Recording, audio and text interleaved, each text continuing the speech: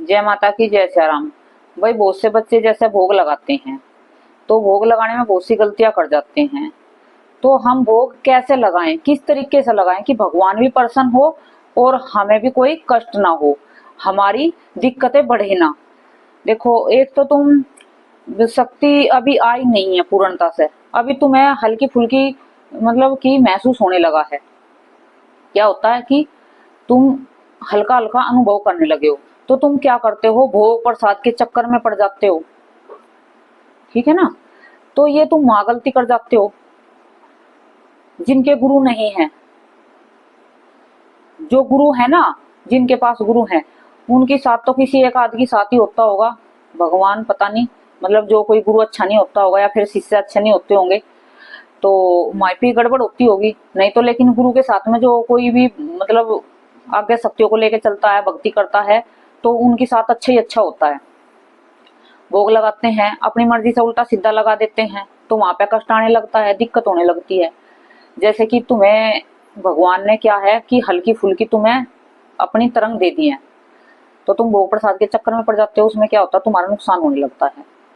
और तुम हल्का फुल्का तुम्हें महसूस होता है किसी का, तो तुम बता देते हो भाग के, किसी दूसरे को बता देते हो कि मेरे को तो आज ये दिखा है, उसका मतलब तेरे के साथ आज ये है, तेरे साथ वो है। तो तुम्हें क्या होता है, तुम उसे संभाल नहीं पा रहे हो, उस शक्ति को जो तुम्हारे पास आई है। और फिर तुम्हारा वो धीरे धीरे करके चली जाती है, बिगड़ने लगती है। भगवान सोचता है कि अभी तो मैंने इसको शुरुआती अभी तो दी है, तो ये तो अभी संभाल नहीं पा रहा, आगे जाकर तो पता नहीं क्या करेगा।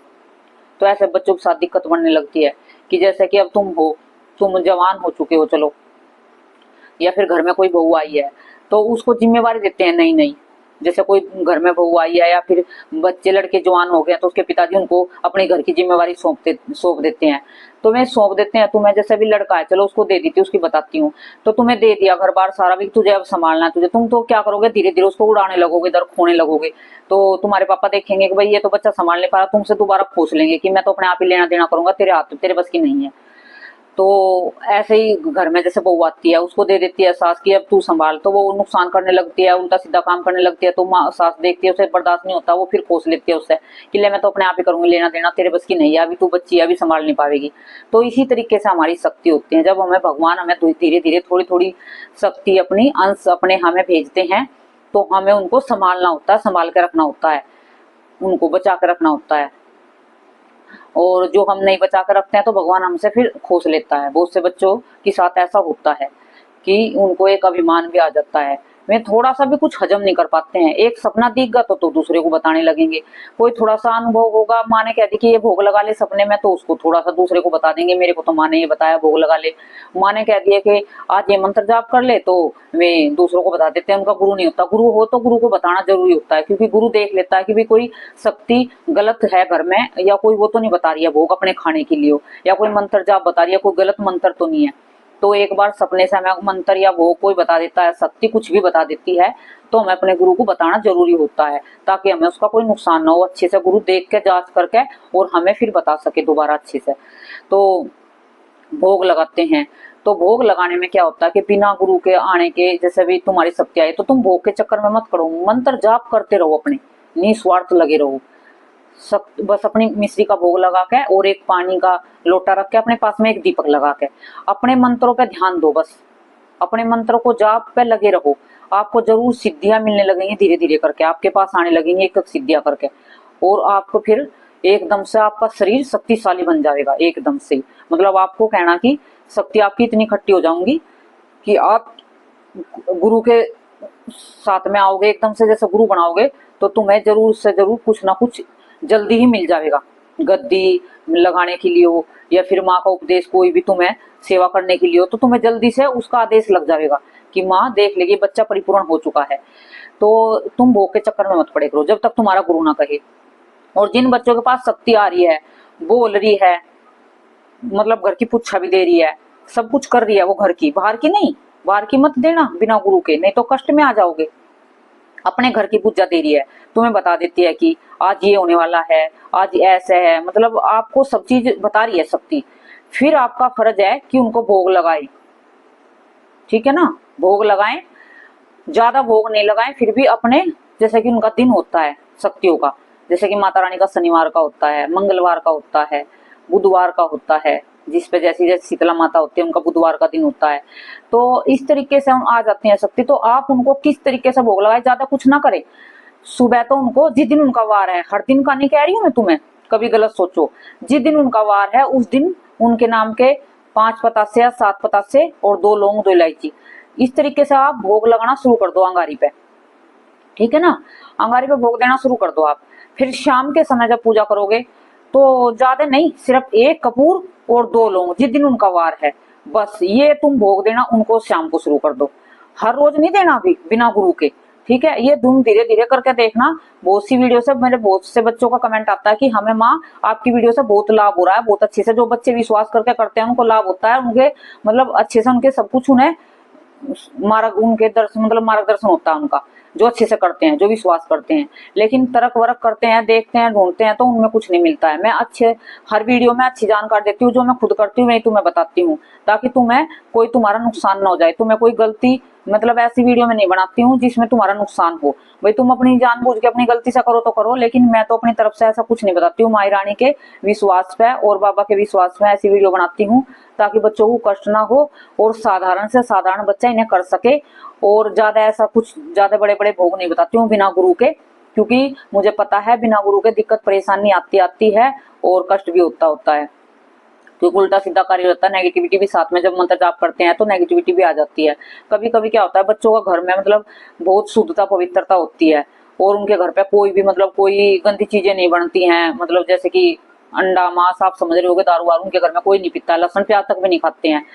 और सारे घर में मतलब सब पूजा पाठी हैं, विश्वासी हैं, भगवान पे विश्वास करते हैं और अच्छे से भगवान को भोग लगा कर मतलब भोजन ग्रहण करते हैं सब।